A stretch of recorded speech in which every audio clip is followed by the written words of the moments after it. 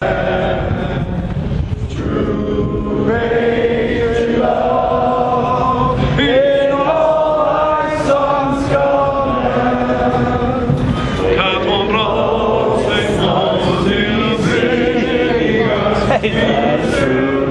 c'est la foi, ton histoire est une épopée, les plus ancestral. God is the Lamb, glorious and free. Oh, Canada, we stand on guard for thee.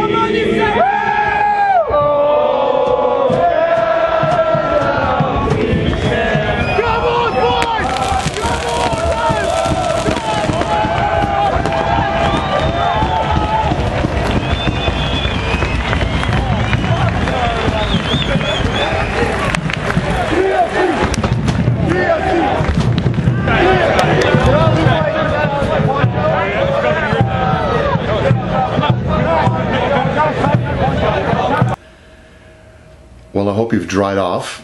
I know I have, but it certainly took a lot of time. There's still bits and pieces of the stuff I carried to the stadium on Saturday that are still a little damp well into Sunday afternoon. How you doing, everybody? It's Tim here once again.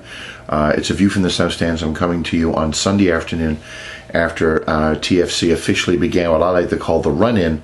The last 5-6 games of the season with a desperately needed victory over the Colorado Rapids yesterday afternoon, 3-1, on the back of 3 outstanding performances that I'd like to particularly call out.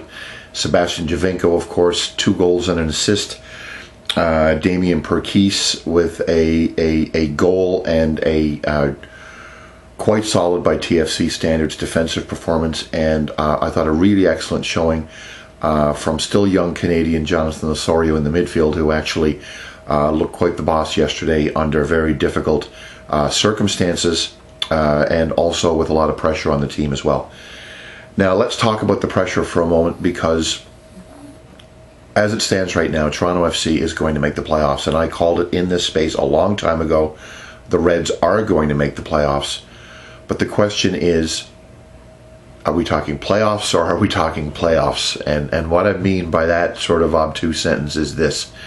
To me, qualifying 5th or 6th and ending up having a 1-game road game to play in, to me, technically that counts as the playoffs, but it's not really the playoffs, is it? We all know, folks, that it's going to take a home game, at least one home game, for Toronto FC to sort of break this hoodoo and show in a physical, tangible way to its long-suffering home support that things have started to change. And in the last few weeks, of course, whether it be the result in New York, whether it be the home loss against New England last week, whether it be no home wins since June, whether it be defensive frailty upon defensive frailty upon defensive frailty, this team has looked far from solid coming into the game on Saturday. Now, to me, crawling into the playoffs and getting one road game, which means likely we're going to lose it, let's face it, ladies and gentlemen, that's what's going to happen, is not my definition of playoffs. My definition of playoffs is a home game, at least one home game, at BMO Field this year, so that we can try to put whatever home field advantage we have into play and see what we can do to make some noise one way or the other.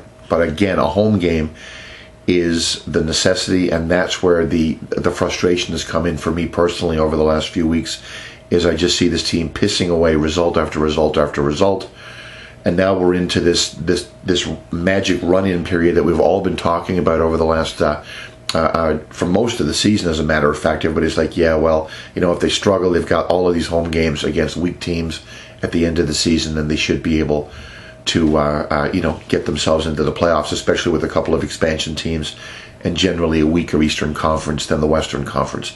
For example, Colorado yesterday that we saw, I think they were only 3 points behind TFC coming into the game, but that's in a very tough Western Conference, and I think at times they look pretty decent, especially defensively, even though they did sort of open up their inner child, and they let the fear of Sebastian Giovinco, get the better of whatever defensive shape they had, because every time he touched the ball, everybody started to panic in yellow and blue, that's for sure. So we know what the goal is. The goal is a home playoff date, and the results that went along with the Toronto FC result yesterday kind of helped, kind of didn't. Some pretty interesting things. The New England Revolution and the Montreal Impact are specifically two clubs that I'd like to talk about right now. The Revolution on a 7 or 8 game winning streak, I believe, doing what they did last year, rounding in the shape late. Jermaine Jones is back from injury. Fagundes is playing well. They've been excellent over the run-in.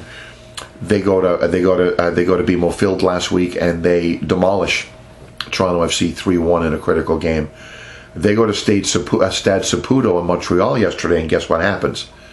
They lose 3-0 to the Montreal Impact, the same Montreal Impact that are behind TFC right now, the same Montreal Impact that TFC ends its regular season with an away game in Montreal in late October. They're currently 4 points behind Toronto FC with 2 games in hand. Yes, they have a tougher schedule than Toronto FC does, but they have games in hand. They went to San Jose with a depleted squad and got a win, I should say. They go to Los Angeles last week, a team where pretty well every road team goes to die in Major League Soccer, and they get a draw there. Now they take the hottest team in the Eastern Conference, in the New England Revolution, at home yesterday, and they beat them. So we need to keep an eye on what's happening behind us. DC United is falling back into the pack. I think whether it be Montreal or whether it be TFC, I think DC United maybe slipping out of the top 4 might be the best opportunity that the Reds have to get a home playoff date, at least guaranteed. They've been slipping. They lost to the now leading Columbus Crew, who are now leading the Eastern Conference. They beat DC United yesterday 2-1. So where are we? We're in 5th place. We've got a game in hand on pretty well everybody ahead of us, with the exception of New York, and of course with Montreal behind us. We are going to finish. We are going to finish in the top 6. The question is, can we climb up the 4th?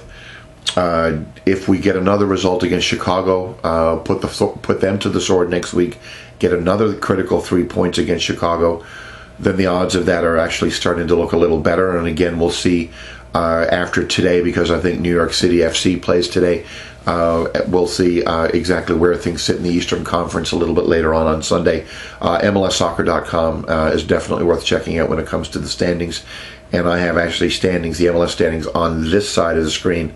It's opposite the way I'm pointing right now. This side. So it's to your right, so you'll be able to check it out there. Now, a couple of quick things about the game.